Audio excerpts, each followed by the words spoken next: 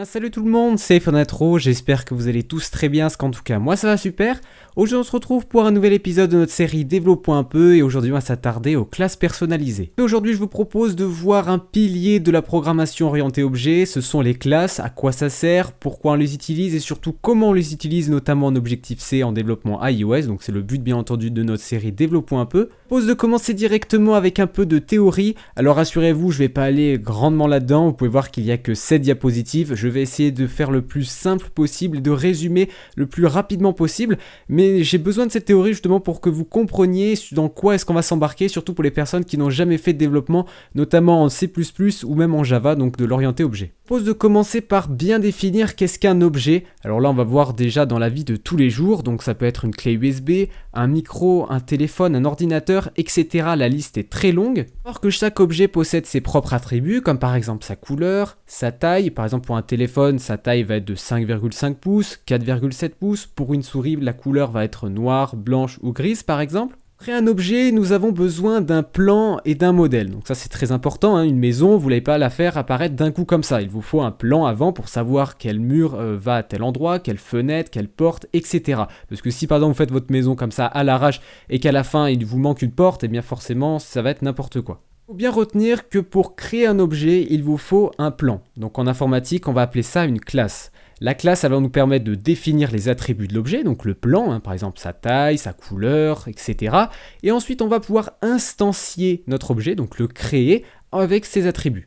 L'objet se retrouve donc partout, dans les jeux, dans les applications, donc je vous ai mis deux exemples. Le premier c'est par exemple ici une pomme, donc c'est bien un objet dans le jeu, elle est matérialisée par ses propres attributs. Cette pomme a découlé d'une classe, on a donc fait un plan, donc fruit ou pomme, ça dépend comment est-ce qu'on la génère, il y a différentes manières de créer une classe. L'objet qu'on retrouve ici découle de la classe pomme que les développeurs ont générée avant. Vous avez certainement remarqué, sur l'image on voit deux pommes, donc deux objets pommes qui ont été instanciés via la même classe. Screenshot de droite, on peut voir une application iOS, celle-ci possède également des objets, donc qui sont ici de classe, comme par exemple ici on voit un texte qui est donc de type UILabel, donc ça on l'a déjà vu, c'est un objet de type UILabel. On y retrouve également un autre UILabel ici, on y retrouve un UI button bar en haut qui vont nous permettre de faire la recherche, un autre pour ouvrir le menu, etc. Maintenant d'aborder l'héritage. Alors qu'est-ce que c'est que l'héritage ? Bon, normalement avec ce petit schéma vous allez comprendre. La voiture principale, donc c'est notre classe qui nous intéresse, la classe primaire. La classe voiture possède donc un bon nombre d'attributs, comme par exemple les roues qui sont en nombre de 4, le pare-brise, le rétroviseur, enfin il y en a 2, on a également une calandre, etc. Donc notre classe voiture va pouvoir en faire un héritage pour d'autres classes. C'est-à-dire par exemple si je veux faire une voiture de sport, eh bien vous allez voir que j'ai exactement les mêmes attributs à certains endroits. J'ai les 4 roues également, c'est une voiture. J'ai également 2 rétroviseurs, j'ai un pare-brise, j'ai une calandre. Donc j'ai tout comme la première voiture qu'on a ici, sauf que celle-ci est un peu plus en sport, c'est-à-dire qu'elle a des choses en plus. Dès qu'on va vouloir créer une nouvelle classe type voiture de sport, on va devoir hériter de la classe voiture pour récupérer tous ses attributs, c'est-à-dire ce que je vous ai dit, les portières, les roues, les rétroviseurs, le pare-brise, parce que tout est exactement la même sur notre voiture de sport, mais on va rajouter des choses en plus. C'est exactement la même chose par exemple pour le pick-up ou le coupé, ces deux dernières posséderont des attributs supplémentaires, modifiés ou même des méthodes supplémentaires. Sur coupé, on aurait une nouvelle méthode qui permettrait d'ouvrir ou de fermer le toit. De la voiture de sport, on irait par exemple modifier l'attribut vitesse maximale qui n'est radicalement pas le même entre une voiture normale et une voiture de sport. Pour finir sur le pick-up, on irait modifier le nombre de places qui passerait de 4 pour une voiture classique à 2 pour le pick-up. Maintenant, on va voir à quoi ça sert. Donc déjà, ça sert à avoir un code beaucoup plus propre. Vous allez voir, dès qu'on va commencer à faire nos classes, on va avoir nos deux fichiers, donc le fichier header et le fichier d'implémentation, le H et le M, pour notre classe. Donc on aura juste ça et on ira juste les importer dans les endroits où on en aura besoin. Également pouvoir gagner beaucoup de temps en créant nos classes. Si par exemple je reprends sur l'exemple, donc ce que je vous ai présenté ici, si on fait par exemple la cell qui est ici, donc qui est une classe custom, donc on va mettre en place notre label, on va mettre en place notre date, notre commentaire et notre image. Une fois qu'on aura fini le plan de tout ça, donc on aura fait la fondation de notre première cellule, on va donc l'instancier pour toutes les autres, donc celle-ci, celle-ci, celle-ci et celle-ci, tout en modifiant uniquement leurs paramètres. On sait que la cellule sera la même, sauf qu'il y aura un titre qui sera différent, des commentaires également différents, une date différente et également une image différente. Vous allez voir qu'on va gagner en efficacité et avoir des possibilités beaucoup plus importantes. Donc le sommaire de ce qu'on va voir aujourd'hui, on va créer donc notre premier objet qui va hériter de la classe NSObject. Ensuite nous allons utiliser les méthodes statiques, je vous expliquerai à quoi ça sert et surtout comment on les utilise. Et enfin on va créer notre premier objet qui va hériter de la classe UILabel. Celui-ci, on va faire un label qui aura des propriétés propres à lui-même et on va à chaque fois l'instancier pour pouvoir l'appliquer dans notre application sans devoir à redéfinir tout le code pour le style de notre label justement. Voilà pour l'aspect théorique, je vous propose maintenant qu'on commence directement sur Xcode, donc on va créer notre premier objet. Si jamais vous avez des petits problèmes, des petites interrogations, eh bien je vous invite fortement à retourner sur ce petit slide, donc vous revenez un petit peu en arrière pour bien comprendre l'héritage par exemple, les petits plans que je vous ai montrés, pour bien assimiler justement l'aspect pratique à l'aspect théorique. Nous voilà donc sur Xcode, je vous propose qu'on clique en bas à droite, File, on va donc créer notre premier objet, notre première classe. Alors pour cela, on va donc sélectionner iOS, Cocoa Touch Class, on double-clique. Alors ici, donc on a l'héritage, en gros donc la classe, de quoi on va hériter. Nous, on va faire un objet classique, donc qui va hériter de NSObject. Donc on va par exemple faire une personne. Je pense que c'est l'objet vraiment le plus courant et surtout le plus simple à comprendre.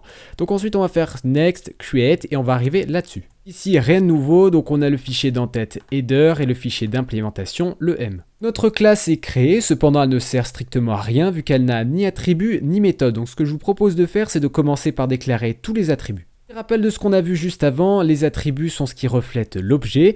En l'occurrence ici on est en train de créer une personne, donc un objet personne.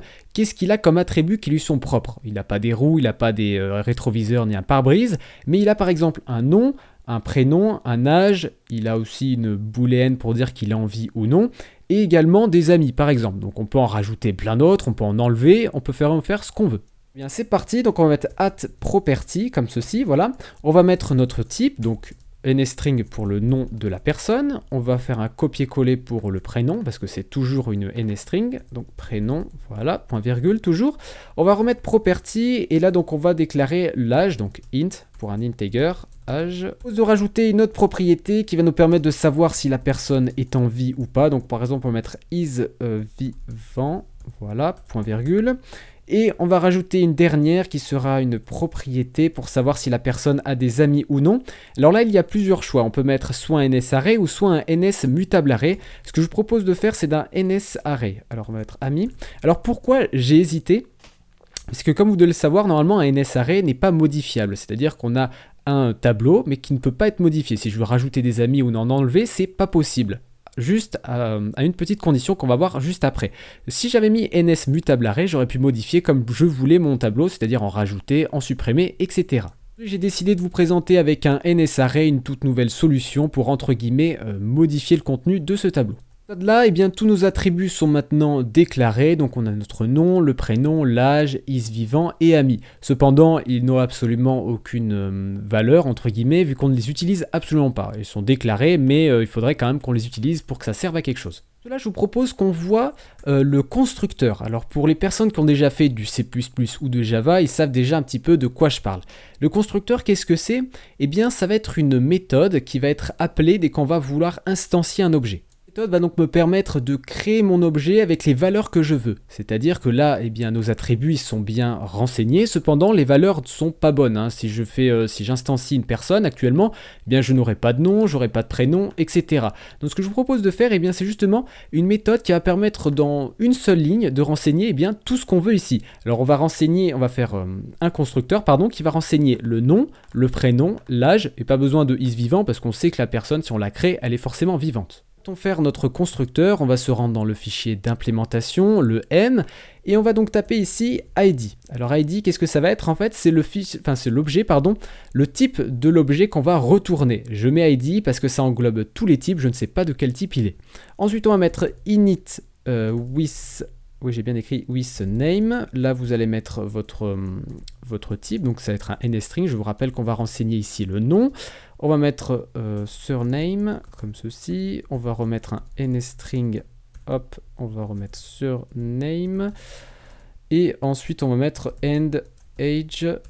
donc qui est de type int, et c'est un âge. Ensuite, on va ouvrir les crochets comme ceci. Donc ça c'est fait, on va remplir notre constructeur pour justement assigner les valeurs qu'on lui passe aux variables, donc aux attributs, pardon, de l'objet. Alors pour cela, on va donc tester premièrement si notre objet n'a pas déjà été initialisé. Pour cela, on va tester en faisant un self super pour appeler la vue supérieure. On va mettre init, on va ouvrir tout ça. On va renseigner ici tout ce qui nous intéresse. Et enfin, on va retourner notre objet, donc return self, comme ceci. Donc maintenant que ça c'est rempli, notre structure est faite, je vous propose qu'on remplisse tranquillement nos attributs. Alors on va mettre self.nom pour aller choper en gros l'attribut qu'on a déclaré ici. Donc self.nom est égal à name, qu'on a mis juste au-dessus, je vous le rappelle. Non, on a mis prénom ici, donc en français, et surname ici, ok. Ensuite self.age, hop, j'ai fait mauvaise manipulation, et on va mettre âge ici également. Donc voilà, donc là actuellement dès qu'on va créer, dès qu'on va appeler notre constructeur, on va lui passer le nom, le prénom, l'âge, et normalement tout va être correctement assigné. Normalement vous avez été assez attentif, vous allez remarquer que je n'ai pas renseigné tous les attributs, il m'en reste 2, donc ce que je vous propose de faire c'est de les renseigner avec des valeurs par défaut. Comme on sait que vivant, eh bien si on crée un personnage par défaut il est vivant, alors vous pouvez bien entendu mettre par défaut qu'il est mort, hein. Vous pouvez faire vraiment ce que vous voulez, donc on va remettre self.is vivant et par défaut on va mettre false. Bien entendu vous allez pouvoir également le passer, hein, si vous rajoutez end vivant et vous mettez bool par exemple, c'est tout à fait possible, vous pouvez vraiment faire ce que vous voulez. Vous allez même pouvoir faire d'autres constructeurs, c'est-à-dire vous voulez faire une copie de ça pour par exemple construire, ajouter uniquement par exemple le nom et l'âge, c'est tout à fait possible. Vous allez juste enlever ça, voilà, hop, et ça y est, c'est fait. Vous avez un autre constructeur qui va vous permettre, juste en renseignant le nom et l'âge, eh bien de remplir les variables, enfin les attributs en tout cas, que vous avez spécifiés. Le constructeur est correctement prêt, normalement il doit être bon pour l'emploi. Cependant, il y a une dernière chose à faire, c'est de le déclarer dans le header pour qu'il soit visible. Alors pour cela, eh bien, vous le rajoutez à la fin, vous faites un copier-coller, point virgule, et c'est fait. Normalement, votre constructeur est visible. Si vous ne le faites pas, eh bien, il ne sera pas visible dès que vous allez taper quelque chose et vous aurez sûrement une erreur. Je propose maintenant qu'on fasse un petit test. On va instancier un nouveau personnage pour voir bien, si l'instanciation avec le nom, le prénom et l'âge fonctionne. Pour cela, vous vous rendez dans votre vue contrôleur.m, celui que vous voulez. Hein, si vous avez déjà une application, bien entendu, vous faites comme vous voulez. Vous rajoutez, vous faites un import et vous allez mettre votre classe person.h. On va se rendre dans le view did load. Encore une fois, vous allez mettre vraiment où vous voulez du moment que ça s'exécute. Et ici, on va mettre personne, pardon. On va ensuite déclarer notre nom. Donc, on va mettre perso. Enfin, je vais mettre moi. Allez hop, comme ça sera moi qui sera dans mon application. Double crochet, vous allez mettre encore une fois personne, vous allez l'allouer en mémoire et enfin l'initialiser. Alors là, vous avez deux choix. Vous avez soit l'instance type basique, celui qui va initialiser votre objet avec rien du tout. Donc nous, c'est pas ce qui nous intéresse. Nous, on en a fait un personnalisé. On a fait un constructeur personnalisé. Donc on va l'utiliser et donc on va renseigner avec tout ce qu'on veut. Donc moi, je vais mettre mon nom. Voilà, je vais rajouter mon prénom également. Hop, et enfin mon âge, hop, c'est parti, on va fermer tout ça, et normalement là si j'exécute, eh bien ma nouvelle personne, donc moi-même, va être instanciée dans mon code. Pour tester tout ça, eh bien c'est très simple, on va rajouter un petit nslog. Alors travaillez toujours avec la console parce que là les amis, je ne vais pas pouvoir vous montrer quelque chose de concret entre guillemets, hein. C'est-à-dire que vous n'allez pas voir quelque chose sur l'appareil, ça va être tout blanc, mais c'est pas l'essentiel aujourd'hui, c'est vraiment de voir l'aspect technique. On peut pas faire uniquement du graphique les amis, donc ça c'est quelque chose qui est très important. Alors on va mettre moi.nom par exemple, hop. Voilà, donc on va rajouter plein de choses pour qu'on voit un petit peu tout ça. Donc moi.prénom, moi.âge. Voilà, donc là on va faire attention à mettre un %d. Et enfin, on va pouvoir également voir si je suis vivant ou non. Donc encore une fois, %d, ça affichera 0 ou 1 en fonction si je suis vivant ou si je suis mort. Donc on va ensuite voir l'exécution. Donc on a bien dessus Dimitri, 20. Et je crois que j'ai mis false à un endroit. Ouais, voilà, en fait je suis... je pense que vous avez dû le voir, mais je sais pas, dans ma tête, j'ai mis que j'étais mort par défaut. Donc juste en pensant justement ce que je vous ai dit la dernière fois. Donc voilà, c'est corrigé. Et donc normalement, je devrais bien voir, voilà, dessus Dimitri, 20 ans. Et je suis bien vivant. Actuellement, vous êtes peut-être en train de vous dire, ok, c'est cool, mais vraiment concrètement, je vois toujours pas l'intérêt de ce que ça peut m'apporter moi. Eh bien regardez, par exemple, je sais pas si ça vous a vraiment interpellé, Regardez ce que j'ai fait ici, j'ai rajouté des NSLog, j'en ai rajouté 4, c'est assez redondant, c'est assez lourd, à chaque fois je change le nom, le prénom, l'âge, is-vivant, etc. Alors moi ce que je veux dire, eh bien on va pouvoir faire quelque chose de beaucoup plus intéressant. Ok, donc maintenant je pense que j'ai votre attention, donc on va enlever tout ceci et regardez juste en fait en mettant une deuxième ligne qu'on mettra juste ici, je vais pouvoir faire exactement la même chose. Alors pour cela je vais me rendre dans mon M et je vais déclarer une nouvelle méthode de classe. Hop, on va se mettre ici, on va mettre un void, vu ce que ça va faire, ça va pas me retourner quelque chose, mais ça va plutôt faire quelque chose, c'est-à-dire que ça va ajouter quelque chose dans la console. Que ma méthode, je vais l'appeler display information, voilà, comme ceci. On va rien lui passer, ça sert absolument à rien. Et ici, eh bien, on va ajouter notre NSLog en mettant eh bien, toutes nos informations. Donc on va mettre self.nom. Alors vous allez voir pourquoi j'ai mis self, je vais vous le rappeler. Self, ça représente l'objet en cours. Donc on va en fait, on va exécuter la méthode de notre objet. Donc on saura que self, ça sera le personnage que j'ai créé dans mon ViewController. Vous allez comprendre. Donc là, j'ai fait ça. Ok, donc ma méthode, est correctement créée. Il faut, encore une fois, je vous le rappelle, la déclarer dans le header, sinon vous allez avoir des problèmes. Donc on va la mettre juste en dessous, pas de problème. Voilà, point virgule. On va se rendre dans le ViewController.m. On va run pour voir déjà que ça affiche rien du tout. Hop, voilà, normalement ça devrait être bon, voilà, nickel, donc j'ai toujours rien qui s'affiche. Ce que je vous propose maintenant de faire, eh bien, c'est d'exécuter notre méthode sur l'objet moi. Donc là, ce qu'on va faire ici, c'est display information, point virgule, on va exécuter. Vous allez voir qu'avec juste cette petite ligne, eh bien, je vais avoir exactement le même résultat qu'avant, sauf que tout est dans ma classe. Et donc là, vous allez voir ce que je vous avais dit justement dans la slide de la théorie, qu'on va gagner beaucoup plus de clarté et d'espace. Regardez, tout est ici. Tout ce qui est en fait en relation avec mes personnages se trouve dans ce fichier-là et dans ce fichier-là.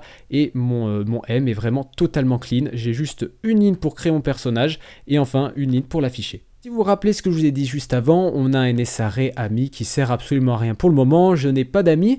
Ce que je vous propose de faire, c'est de m'en rajouter quand même. Franchement, ça serait sympa. Donc pour cela, eh bien, on va se rendre dans le M et on va déclarer une toute nouvelle méthode. Hop, on se rend ici et on va taper une void, oui exactement, parce qu'on s'en fout d'avoir un résultat. Nous, ce qu'on veut encore une fois, c'est de faire une action. Donc la méthode, on va l'appeler par exemple add friend, comme ceci. Et là, ce que je vous propose de faire, c'est de créer une autre personne et de l'ajouter dans notre tableau. Ça sera un tableau de personnes. Alors pour cela, eh bien regardez, on peut appeler notre classe personne, il n'y a aucun problème. Donc par exemple, il y a des personnes, hop, petit astérix, c'est un pointeur. On va mettre other personne, voilà, comme ceci, ok. Donc là, tout est ok, normalement, il ne nous reste plus qu'à renseigner, compléter notre méthode. Dedans, qu'est-ce qu'on va faire? Eh bien, on va donc récupérer en fait le contenu du tableau de mes amis actuels pour le mettre dans un NSMutableArray qu'on va pouvoir modifier, et ensuite on va pouvoir le remettre à sa place. Donc alors, comment ça va fonctionner? Regardez, on va déclarer une variable de type NSMutableArray qu'on va appeler array comme ceci. Ensuite, on va faire égal, on va l'initialiser, donc NSMutableArray alloc. On va appeler son constructeur, non pas par défaut, qui est init, comme on l'a vu juste avant, mais init with array. Donc en gros, on va prendre un constructeur autre que celui qui est par défaut. Et on va l'initialiser avec le tableau ami qu'on a directement dans nos amis, donc qui est un attribut. On se retrouve maintenant avec un tableau donc de type NSMutableArray qui est modifiable. Donc nous, ce qui nous intéresse, c'est d'ajouter une nouvelle personne dedans. Donc on va mettre add object other person, donc notre objet other person, point virgule. Et enfin, on va donc terminer en mettant self ami égale à array, tout simplement. Maintenant, 2-3 petites choses à modifier. On va donc ajouter notre tableau à l'affichage. Encore une fois, c'est ce que je vous montrais, c'est vraiment super pratique parce qu'en fait on travaille vraiment dans notre classe personne, tout ce qui concerne personne est là-dedans, donc si on veut modifier quelque chose, eh bien on sait que ça va être là-dedans également. Donc on va là-dessus, on va afficher donc les amis, voilà ici, et là quelque chose que j'ai oublié de faire, c'est de initialiser notre tableau amis, sinon on va avoir des petits problèmes. Donc on va mettre ns array, vu que c'est un array, alloc, on l'alloue en mémoire, et là on appelle le constructeur par défaut, vu qu'on n'a vraiment rien à rajouter dedans. Hop, petite erreur de ma part, c'est bien entendu arrobase parce que c'est un objet.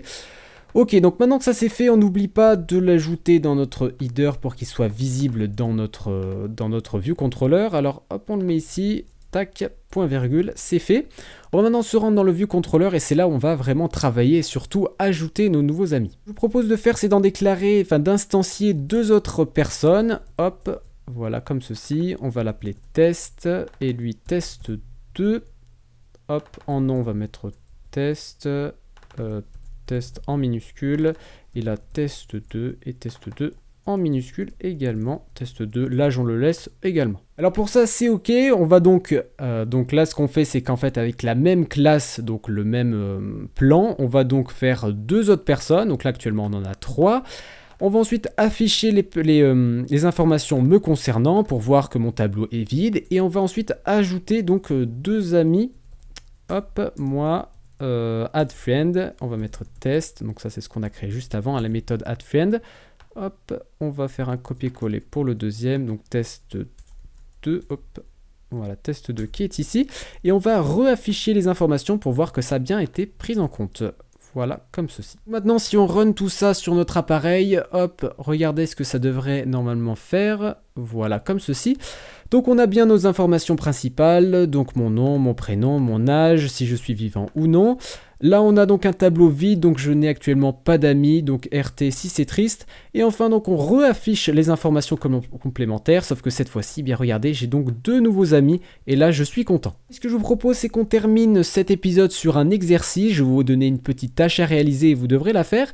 Et puis ensuite on se retrouvera dans une deuxième partie. Nouvelle partie, eh bien on va voir plusieurs choses, donc ce que je vous ai dit en sommaire, à savoir comment utiliser et incorporer une méthode statique, à quoi ça sert, et surtout comment on va l'incorporer dans notre code en Objective-C pour iOS. On créera donc une nouvelle classe qui sera un héritage de la classe UILabel, donc en gros pour faire simple, on fera notre UILabel totalement custom. En cela les amis, l'exercice que je vous propose c'est très simple. Au lieu d'avoir l'objet array en brut comme ceci, où on y voit le type de l'objet ainsi que sa place en mémoire, s'il y affichait le nom et le prénom de l'ami. Donc c'est vraiment pas compliqué, n'hésitez pas à le faire. Et donc on se retrouve dans quelques petites secondes, je vais le faire de mon côté, comme ça je vous affiche la correction. Ok les amis, donc si vous avez réalisé l'exercice, je vous propose maintenant la petite correction. Alors tout se passait bien entendu dans la méthode Display Information, donc c'est là où vraiment je vous avais dit qu'on va tout gérer personnes, en gros tout ce qui concerne les personnes dans cette classe là. Donc alors comment est-ce que j'ai fait? Déjà j'ai supprimé le nslog qui affichait bêtement le tableau, et donc j'ai affiché déjà premièrement un petit nslog qui affiche le nombre d'amis. Donc pour cela très simple, j'ai compté le nombre d'amis qu'il y avait dans le tableau, et puis ensuite qu'est-ce que j'ai fait? J'ai fait une petite boucle de type for qui va me permettre d'énumérer toutes les personnes qu'il y a dans mon tableau. Si à chaque fois je vais récupérer donc dans une variable friend de type personne, une nouvelle personne qui est dans mon tableau, donc avec le petit i qui est l'index qui est calculé dans ma boucle for, et ensuite je vais l'afficher, donc l'anti/t pour les personnes qui ne connaissent pas, c'est la tabulation, vous allez voir ça fait un petit effet dans le nslog de décalage, et donc ensuite vous allez juste à récupérer donc dans friend le nom et enfin le prénom. Donc en fait toute la subtilité se résumait à ça. Alors, pour les personnes qui disent « Ouais, mais on n'avait jamais vu », si, en fait, vous l'avez déjà vu, mais sans vous en rendre vraiment compte dans les table view. Quand vous avez à chaque fois rajouté une nouvelle cellule, vous allez regarder, c'est globalement la même chose. Voilà, donc je vous propose maintenant qu'on run tout ça pour voir si tout fonctionne bien et que je vous ai pas arnaqué. Hop, on lance, et donc là, voilà ce que j'ai. Donc cette personne a 2 amis, c'est assez extraordinaire. Et enfin, donc j'ai le nom, le prénom, et enfin le nom et le prénom pour la deuxième personne. Et donc ça, si je rajoute un autre ami, ça va bien entendu m'en rajouter une autre. Bien voilà les amis, j'espère en tout cas que cet épisode vous a plu. De mon côté, j'ai mis pas mal de temps à le réaliser parce que j'ai essayé de faire quelque chose de structuré, un minimum, parce que c'est un sujet qui est quand même vachement vaste. J'ai essayé d'être le plus simple possible, de vous présenter vraiment les bases. Je pense que si vous avez compris cela, c'est vraiment cool. Franchement, c'est cool parce que là, vous allez être bon dans n'importe quel langage de type orienté objet, le C++, le Java. Si vous allez dans ces langages-là, vous allez voir qu'il n'y a pas une grande différence. Les constructeurs sont les mêmes, les méthodes sont les mêmes, les attributs sont également les mêmes. C'est juste la manière de comment les déclarer et surtout comment les appeler. Mais globalement, franchement, si vous avez compris déjà ceci, c'est déjà un bon pas. Enfin voilà les amis, donc on se retrouve très prochainement pour la partie 2 qui, je vous le rappelle, portera donc sur les méthodes statiques mais également sur comment créer un UILabel personnalisé. C'était iPhone Intro, on se retrouve à une prochaine. Allez, ciao tout le monde.